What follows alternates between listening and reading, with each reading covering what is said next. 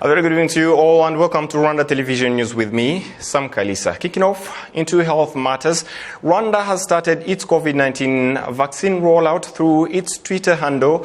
The country's Ministry of Health confirmed that the vaccination program has started with those under high risk of infection, especially health workers. The program has begun with a limited number of available vaccines to start with, which was approved by the World Health Organization. The ministry says the vaccination program has been well prepared and the infrastructure to help with the program has been set up. In addition to the preliminary vaccination, a large-scale vaccination program is expected to take place in this month using COVAX vaccines and the African Union Medical Center supplied vaccines. 2 weeks ago, the Ministry of Health announced that by mid-Feb 2021, the first COVID-19 vaccines would arrive in the country. Of the more than 1 million vaccines expected, about 100,000 are produced by Pfizer and more than 900,000 are AstraZeneca vaccines. The Ministry of Health had said that the first step would see 20% of the population vaccinated, while the general plan is to vaccinate 60% of the country's population. And into security matters, Rwanda and the Congolese security organs together with the military in both countries have announced that they're determined to work together to ensure that armed groups attempting to destabilize the security in both countries, Rwanda and DRC, are annihilated. The announcement was made as part of the joint communique issued following a 2-day meeting that took place in Kigali over the weekend. This latest security meeting, bringing together delegates from Rwanda and the DRC, comes following the one of January 19th this year, when a Rwandan delegation went to the DRC bearing a message for President Felix Tshisekedi from his Rwandan counterpart, President Paul Kagame. In the message, President Paul Kagame touched on the security matters and commended his Congolese counterpart on the effective of the strategic strikes the DRC's armed forces have continued to make on armed groups in the DRC forests of that country, including some that carry out attacks on Rwandan soil. This latest meeting has come up with a series of recommendations and a plan of action for their expeditious implementation. And of course, moving on regarding today, February 14th, as Valentine's Day is celebrated every February 14th, some of the couples that face hardships in their relationships but persevere and stay together advise the young couples and old ones to be true to each other and stay strong no matter what. On the other hand, some say that today was unfortunate due to the fact that they were not able to celebrate the day as they wanted it due to the COVID-19 pandemic. Martina Avera has more on this. For many that we talked to today, say that dating is one thing and longevity is another. Like Nyani Kopia and Mukanziza Venati, who live in Chimirongo in Kigali City, the two have been blind for more than 34 years and have been dating for 5 years and have had 5 children, both of whom believe that their relationship has not been easy from the beginning. We roll papers and ropes and play like children. We went to school together in our primary school until the 6th grade, and we took the primary living exam together. We then went to Gahini to school, and he kept taking notes and washing my clothes as well. Our love started in our childhood, and we continued until we got married, and today we have 5 children. The fact that they both deal with the problem of visual impairment, family and friends, is something that didn't come easy to them. Others took it as a disgrace. They felt weird. They thought we were going to be a burden to them and we were going to give them a hard time.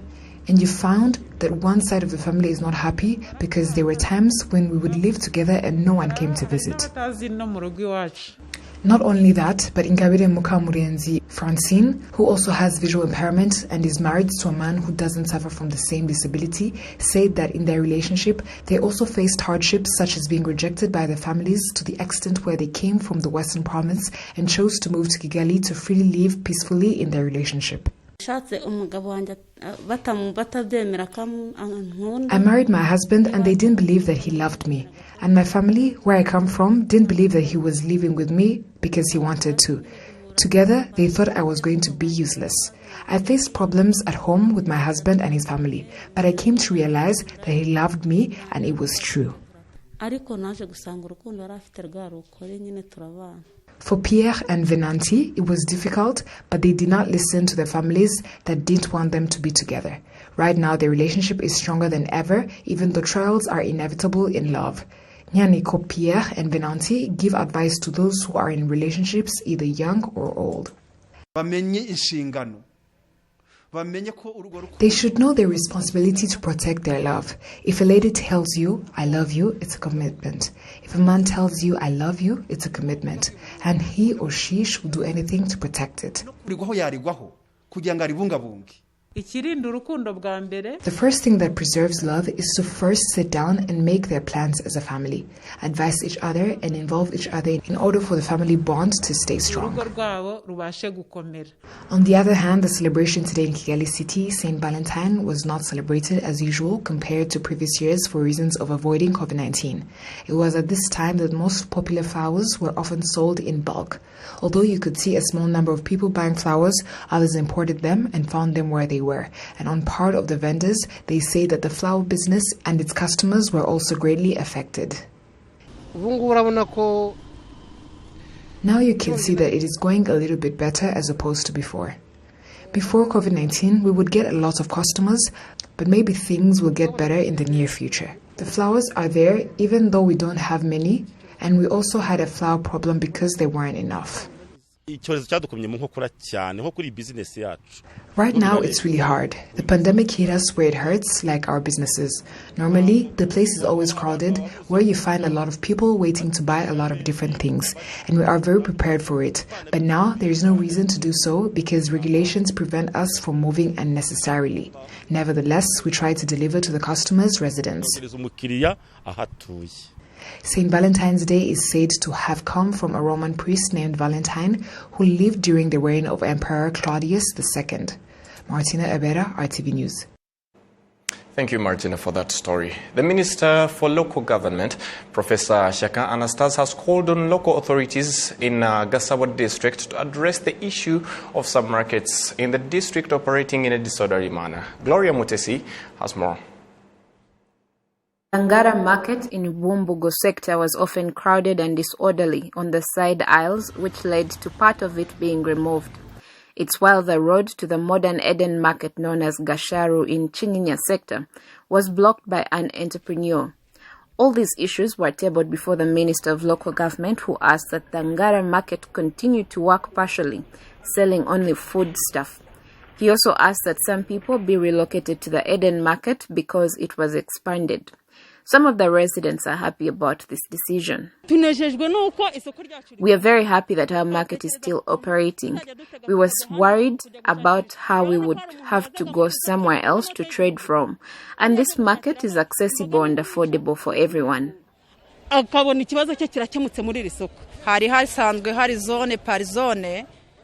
There were different zones for different items such as clothes, foodstuff, fruits, vegetables, and other things. And if we heard carefully, the minister told us the market is in the right place and has no problem. After visiting the markets, the Minister of Local Government, Professor Shaka Anastas, called for an end to the chaos and for the closed market to be reopened, but to comply with the regulations.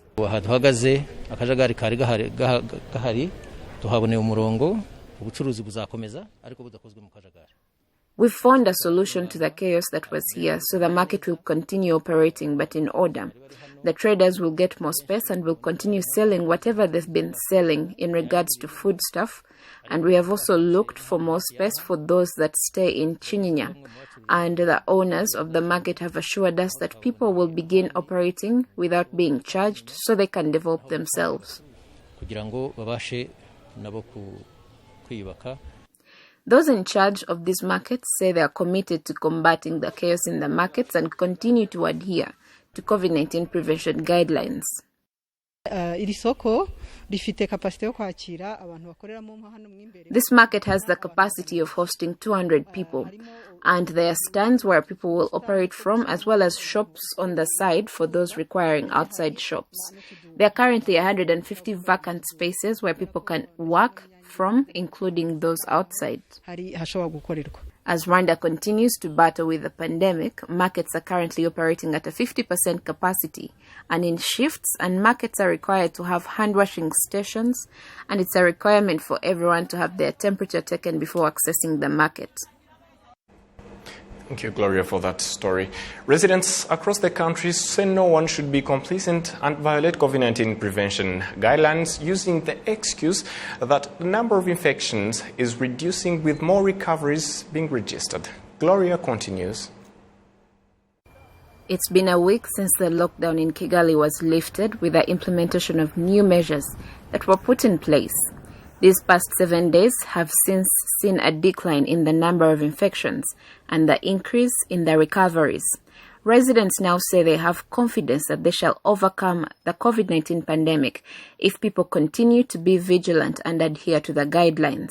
They also say they have confidence that travel between the city of Kigali and other districts will resume, but this will be based on the way people continue to respect the prevention guidelines. They put us under lockdown, and we honestly think it was a good move because we see the numbers have decreased. So we are grateful for these new measures because we are now able to work again. We believe with the new measures, as we continue to wear our face masks and practice social distancing, we believe even the travel bans between districts will be lifted and will resume getting customers from other districts. As part of bringing the COVID-19 testing services closer to the people of Kigali, from February 14th, Rwanda Biomedical Center will test for COVID-19 in all cells in Kigali City for all the people with COVID-19 symptoms and those who are contacts of the infected people. The Minister for Local Government urges people to continue being vigilant, considering there are still people who go beyond the guidelines.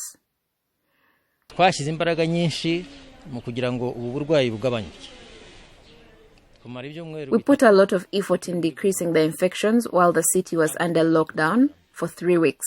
We do not wish to go back into lockdown, and the secret to that is by respecting the guidelines put in place. But we are still seeing people going to bars, we are still seeing people not wearing face masks or practicing social distancing in the markets, and people are not washing their hands, and people are still moving beyond curfew time. All these are gaps that we need to bridge. People should put in effort in adhering to the guidelines because only then shall we avoid the lockdown again.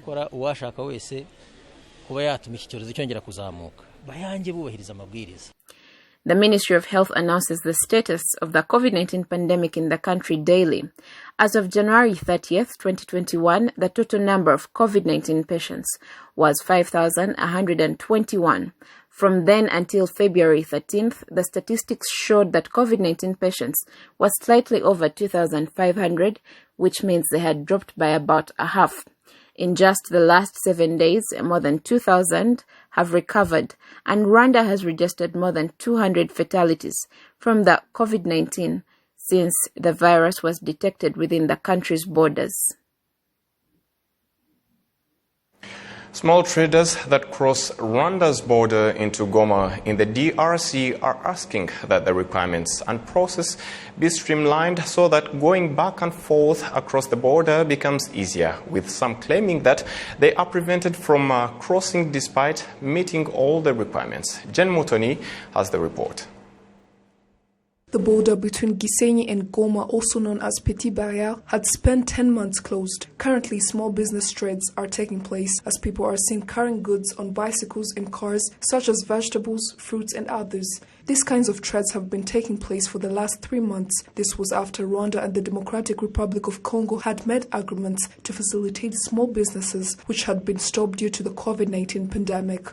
Only small business women and men that had formed groups are permitted to pass through the border with goods, but only a few that have been selected to represent the rest and return with everyone's share of the income. Those that make it through the border are given a 2 weeks valid document which justifies their test for COVID-19 virus. The government of Rwanda has reduced the price for COVID-19 tests for such business people down to 5,000 Rwandan francs. On one hand, they are still facing some challenges. We were asked to write our names on a list. After they had finished making the overall list, many of us couldn't find our names on it. We give our names to the authorities so that we can be allowed to pass through the border. But on the contrary, they put those that we never chose to represent us on the final list.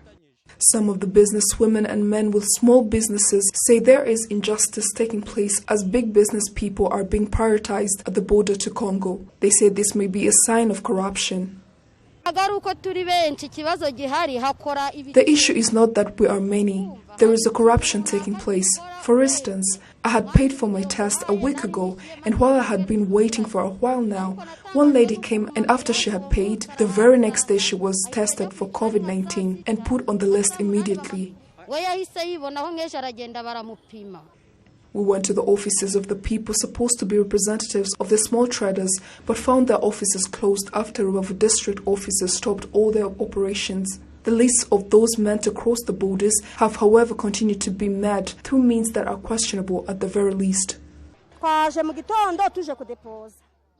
We arrived here in the morning for registration. The one in charge picked 5 people and left. Until now, we're still waiting, and there is no one in the office to attend to us.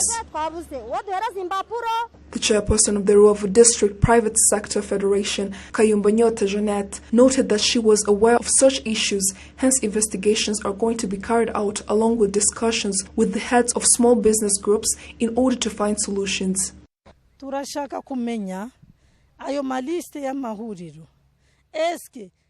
First and foremost, we want to evaluate the list of groups so that each group is met according to their goods. We have a project of putting some of our men at the border so that they can follow up with the businessmen and women that have gone to Congo, whereby their names should be registered in a database so that in case of any problem, we can identify that person as a representative or as an individual.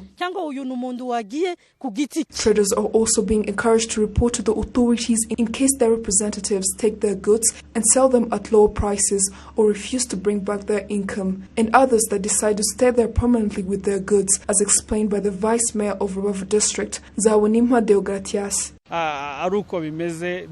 We are ready to receive such cases. We as well advise them to report those cases to us so that we can find solutions for them. Currently, the number of small traders passing through the border to Congo has increased, whereby their cooperatives have increased from 13 to 16 larger ones. Each cooperative consists of groups which are made depending on the types of goods they sell.